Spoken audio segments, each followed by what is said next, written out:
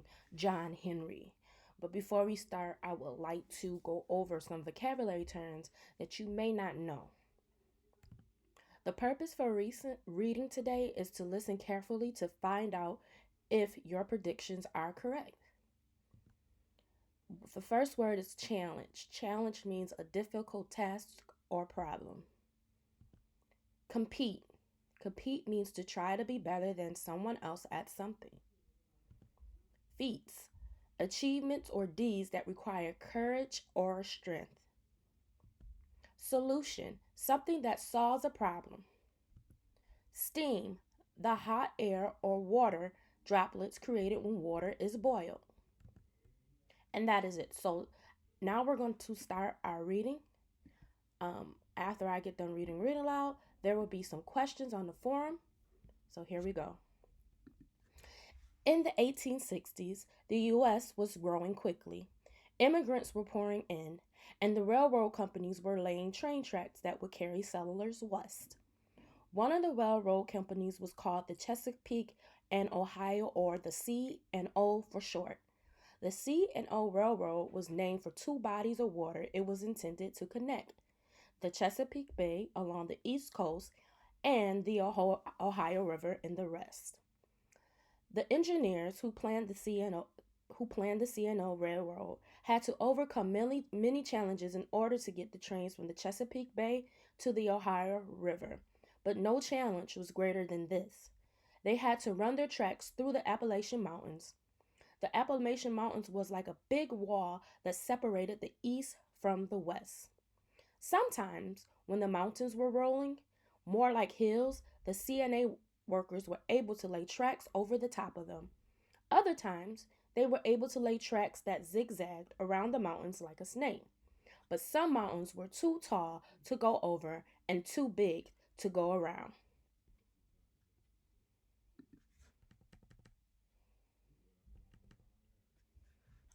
In those cases, the only solution was to dig a tunnel straight through the mountains. Digging tunnels were dangerous work. The tunnels were dark and poorly ventilated. That means there was barely enough fresh air inside the tunnels for the workers to breathe. Many workers were killed by certain cave ins. To dig the tunnels as fast as they could, railroad workers worked in terms of two.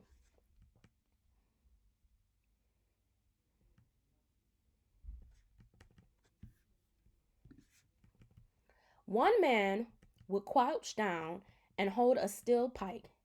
Then the other man would hit the spike with a hammer.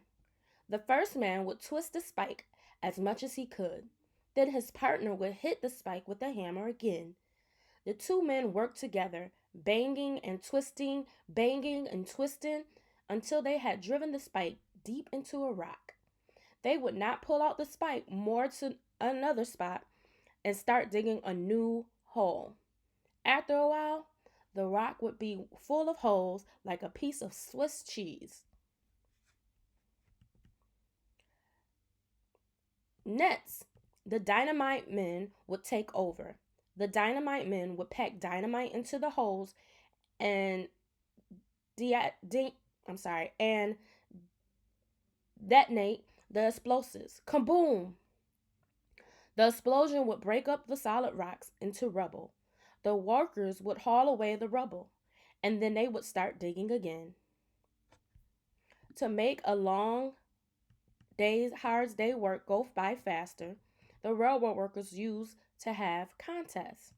They would pick two teams and see what team could drive its spike further into the mountain in a set amount of time. The winners of the contest became heroes.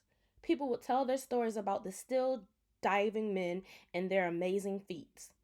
Another thing the railroad workers did to pass the time while they worked was sing songs.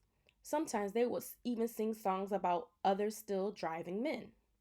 One of these still driving men was named John Henry. No one knew for certain where John Henry was from.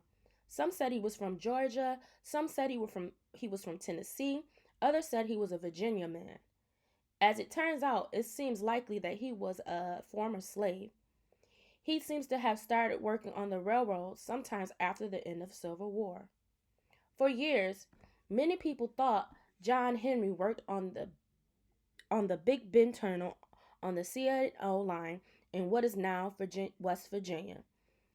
But now we think he more likely worked on the Lewis Tunnel in Virginia.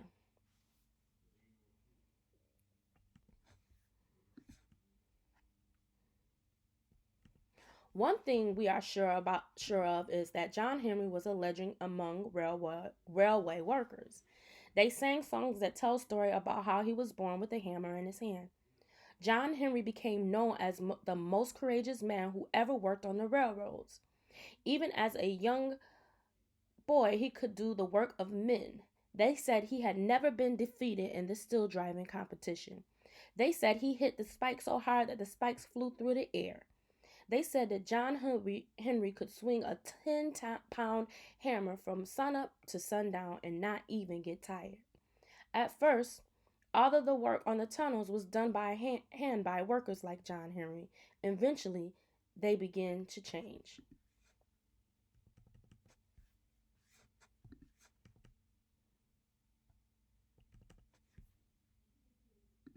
People invented machines that could do some of the work.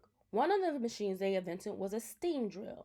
This was a drill that was powered by a steam engine. The first steam drill was pretty good, but they were not great. Steam drills could drive a spike into the mountain for sure, but not as well as two strong, experienced railway workers like John Henry and his partner. Over time, machines got better and better, and they eventually began to replace the men who worked on the railroad tunnels. One day, the captain of John Henry's work team brought a steel dream to the work site. He bet the steel drill could drive still better than John Henry could. John Henry agreed to compete against the steam drill, and he swore he would do his best to beat it. John Henry said to the captain, "Well, a man ain't nothing but a man, but before I let a steam drill beat me down, I'll die with a hammer in my hand. Oh, oh, I'll die with a hammer in my hand."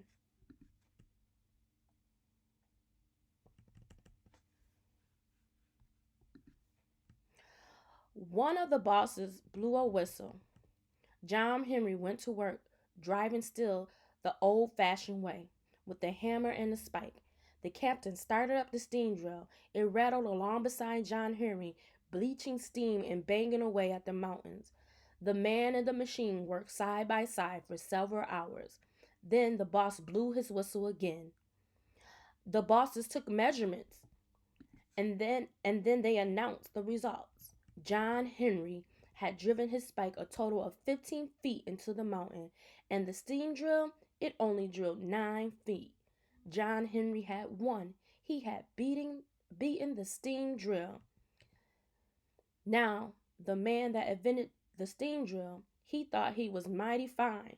But John Henry drove his 15 feet, and that steel drill only made 9. Oh, oh, the steam drill only made 9. The other railroad workers roared. They were excited that John Henry had won. He had shown the hard worker he had shown that a hard worker was better than a machine. But John Henry himself was in no condition to celebrate. He had worked so hard that he had suffered a heart attack. John hammered John Henry hammered into the mountains, and his hammer was striking fire. Well, he hammered so hard that he broke his poor heart, and he laid down his hammer and died. Oh, oh, he laid down his hammer and died. The railway men carried John Henry out of the tunnel. They laid him to rest with the other workers who had died. But the legend of John Henry lived on. The C&L Railroad was completed a couple years later, and for years to come, whenever locomotives went down the CNA line past the tunnel, they thought of John Henry. There lies John Henry, the king of the still driving men.